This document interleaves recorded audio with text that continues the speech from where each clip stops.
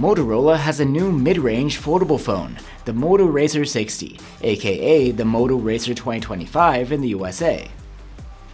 If you want to get a foldable without going into flagship territory, could this be the right phone for you? I'm Will for GSM Arena, and let's find out in our Moto Razr 2025/Moto Razr 60 review.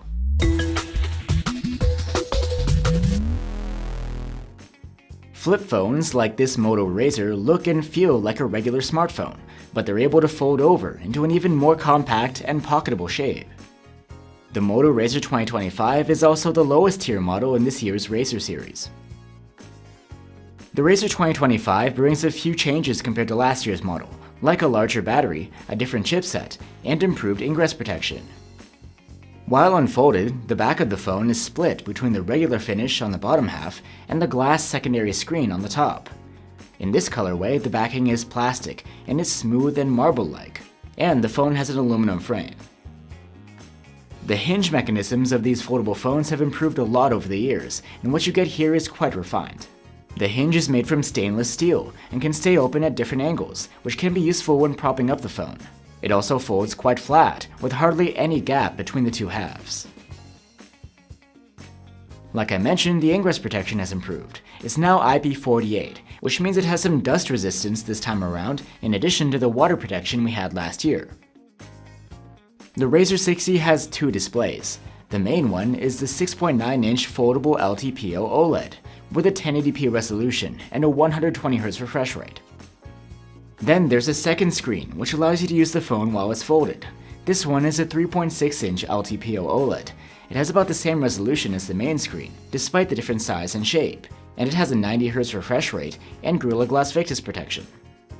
While the Razr 2025's cover screen is quite large, it's not as expansive as the one on the Plus model, which extends pretty much all the way up to the hinge.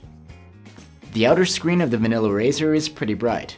We measured up to around 500 nits with the manual slider, and this boosted to nearly 1250 nits in auto mode. And Moto has done well to match the brightness of the inner display. Here we measured again around 500 nits manually, and it boosted to nearly 1200 nits maximum with automatic brightness. Thanks to LTPO tech, the displays of the Razr 2025 are extra adaptive. The inner screen has 120Hz to smooth out your swiping and scrolling, and it can dial down all the way to 1Hz when idling to save energy. The cover screen doesn't go as high, maxing out at 90Hz, but it still dials down in the same way. As far as the performance goes, the inner display looks good. It's plenty sharp, and there's support for HDR10+ video playback. There is a crease where the screen folds over, and it's visible if you look for it, but it's pretty subtle. Switching between the inner and the outer screen is not that seamless. There are a few steps to go through, but in general you'll be using the inner screen as your main one anyway. That's not to say that you can't do almost everything on the cover screen too. You have access to quick toggle settings, a task switcher, and notifications, and plenty of functionality. And you can run quite a few apps here too. Not the full suite, but still several Google apps, and others. And in addition, there are apps which can work on the cover screen, but only in widget form. There are also a bunch of games which are made specifically to play on the cover screen. Moto didn't forget Google Gemini either, so you have access to AI on the fly while the phone is closed. Now let's talk audio. The Razr 2025 has stereo speakers, which have very good loudness, and the sound quality is nice and clean, with pleasant vocals and some bass.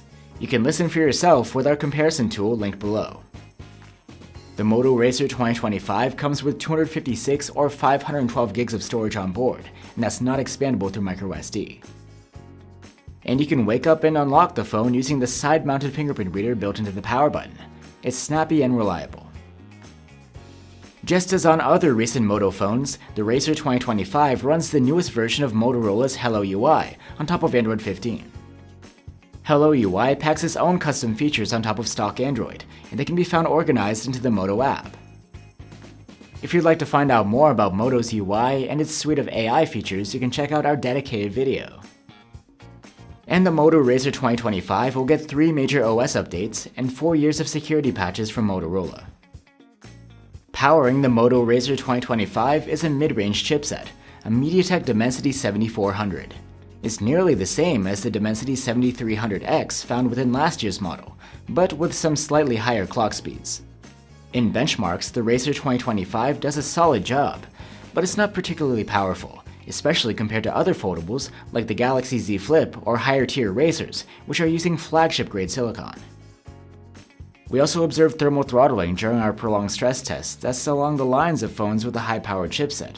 That's because of this phone's clamshell form factor. The Razr 2025 is powered by a 4500 mAh battery. That's 300 mAh larger than the previous generation. However, for some reason, the battery life is actually worse. The new Razr earned a mediocre active use score of 9 hours and 28 minutes in our tests. The Razr 2025 supports 30-watt wired charging, but you'll have to get an adapter separately. With a proper charger, the Razr was able to go from 0 to 61% charged in half an hour, and a full charge took 55 minutes. There's also support for 15-watt wireless charging here. And now we have the cameras. The Razr 2025 has two on the back, a main camera and an ultrawide, both with autofocus. On the front, there's a 32-megapixel selfie cam, and it's actually a decent one, though maybe a bit redundant. That's because one of the useful features of a foldable phone is the ability to shoot selfies with the rear cameras, using the secondary screen as a viewfinder. The Razr's regular selfies come out quite good, with great detail, pleasant colors, and good dynamic range. The main camera's selfies are nicer though, with more detail, and there's autofocus too. You can even shoot selfies with the ultrawide camera, for a group shot or a creative effect. Let's go back to the main cam now. During the day, it produces decent photos, with nice looking colors and great dynamic range. Looking closer, the detail rendition is a bit artificial looking, with plenty of added sharpening, and some visible aliasing too. Portraits look good, with nice subject separation and balanced background blur. 2x digitally zoomed photos are acceptable in quality, but they won't be winning any awards for detail. In low light, the main cam captures solid images, with great colors, reliable white balance, and wide dynamic range. The detail is good, but at the same time, looks heavily processed. And now the ultra-wide cam. During the day, its photos come out with a decent amount of detail, though again not the most natural looking. Dynamic range is not bad, but the Razr can occasionally mess up the white balance, giving the photo a greenish tint. Since the ultra-wide has autofocus, you can use it to take macro close-up shots, and the results are likable. And at night, the ultra-wide's photos have good exposure, and the colors aren't half bad. Detail comes out okay in better lit areas, but soft and grainy in the shadows, and light sources come out yellowish and a bit unnatural. And now for videos. During the day, the Razr captures very good 4K clips from its main camera. Detail is good, dynamic range is wide, and colors are vivid. The ultra-wide's 4K clips are on the soft side. The white balance can be off, and there's a tendency for focus hunting too. Video stabilization is so-so on the Razr. While large movements are smoothed out, there are some leftover tremors while walking, and even when standing still. And in low light, the main camera captures clips with a bright exposure, but they're also noisy, with harsh-looking highlights. So that's the Moto Razr 2025, also known as the Moto Razr 60. It packs features you love to see on this type of device, like solid ingress protection, a well-crafted hinge system, and a bright and fully functional cover display. However, there's some bad mixed in with the good. The battery life is below average, the chipset performance is nothing special, and the camera quality leaves more to be desired. And even though the Razr undercuts the price of new competitors, it's not that cheap at the end of the day. You can get a lot more bang for your buck by going for one of last year's offerings. Thanks for watching, guys. If you're looking for alternatives, you can check out last year's Moto Razr 2024/Razr 50, or the Samsung Galaxy Z Flip 6. Let us know what you think, and I'll see you on the next one.